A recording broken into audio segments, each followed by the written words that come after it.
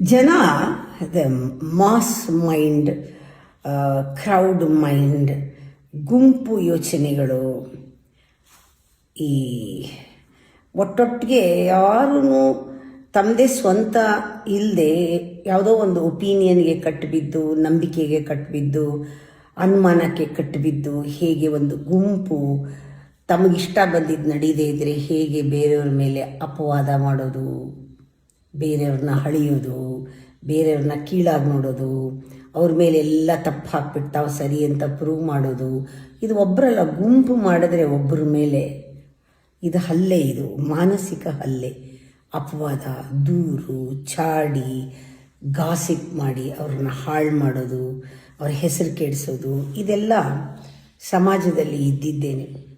ಯಾಕೆಂದರೆ ಎಲ್ಲಿವರೆಗೂ ಆ ಮೆಂಟ್ಯಾಲಿಟಿ ಇರುತ್ತೆ ಅಲ್ಲಿವರೆಗೂ ನಡೆಯೋದೇನೆ.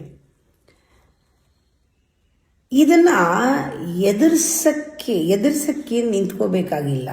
ಅಷ್ಟೂ ಅದೇನು ನಡೆಯುತ್ತೋ ಅದಷ್ಟು ನಿಜ ಅಲ್ಲ, ಅದು ನಿಜ ಅಲ್ಲ, ನಿಜ ಥರ ಕಾಣುತ್ತೆ. ಯಾಕೆ ನಿಜ ಆಗಿದ್ದರೆ ಒಬ್ಬ ಹೇಳಿದ್ರೆ ಸಾಕು, ಸತ್ಯ ನಿಂತುಬಿಡುತ್ತೆ. 28 ಜನ ಅದನ್ನೇ ಹೇಳಬೇಕಾಗಿಲ್ಲ, ಅದು 100 ಜನ ಅದನ್ನು ಹೇಳೋ ಹಾಗೆ ನಾವು ಮಾಡಬೇಕಾಗಿಲ್ಲ.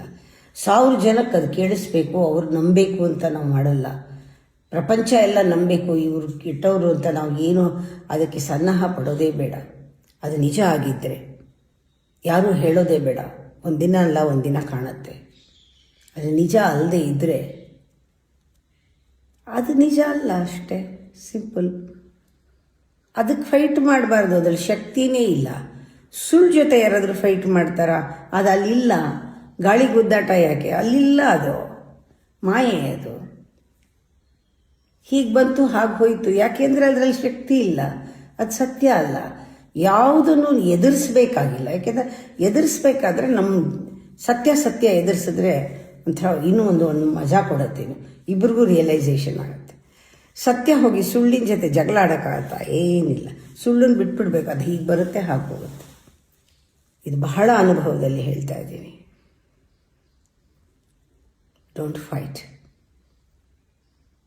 No need to fight.